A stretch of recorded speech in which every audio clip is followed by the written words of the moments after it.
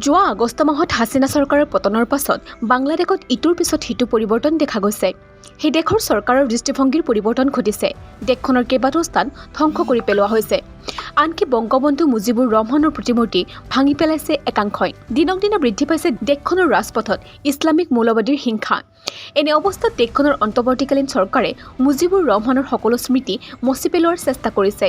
ইয়াৰ মাজতে বাংলাদেশ চৰকাৰে জাৰি কৰিছে নতুন নোট। বাংলাদেশে নতুন নোটৰ পৰা মুজিবুৰ ৰহমানৰ ফটো নাইকিয়া কৰা দেখা যায়। বেংকে নতুন নোটৰ ডিজাইনৰ সৈতে 6খন ছবি মুকলি কৰিছে ইতিমধ্যে। ইয়াৰ ভিতৰত আছে 500 টকীয়া, 200 টকীয়া, 100 টকীয়া আৰু 10 টকীয়া নোট। এই নোটসমূহত ৰাজ্যপাল আহছান হাবিব মনছুৰৰ স্বাক্ষৰ আছে। কিন্তু সেই দেশৰ চৰকাৰে এতিয়াও পুৰণি নোট বাতিল কৰা নাই। এই নোটসমূহ এতিয়া চৰ্চাত থকা দেখা গৈছে, কিন্তু সৰ্বাধিক বিতৰ্ক দেখা গৈছে 10 টকীয়া বেংক নোটৰ ক্ষেত্ৰত।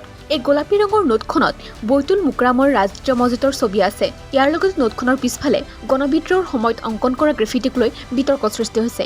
এই গ্ৰাফিটিত লিখা আছে, ভয় খালে শেষ, থিয় হ'লে বাংলাদেশ। আৰু এই লেখাৰ লগে লগে এতিয়া বাঢ়িছে বিতৰ্ক। ভালদৰে চালে দেখা যায় যে এই গ্ৰাফিটিত ষ্টেণ্ড আপ বানানৰ ফুল আছে আৰু লাইন শেষ হোৱাৰ পাছত নাই কোনো দাড়ি। এই গ্ৰাফিটিত বানান আৰু জ্যোতিচিহ্নৰ ফুল আছে। গতিকে ইয়াকে লৈ এতিয়া বাংলাদেশৰ জনসাধাৰণৰ মাজত তীব্ৰ অসন্তুষ্টি দেখা গৈছে। News desk report, TV nine Assam digital.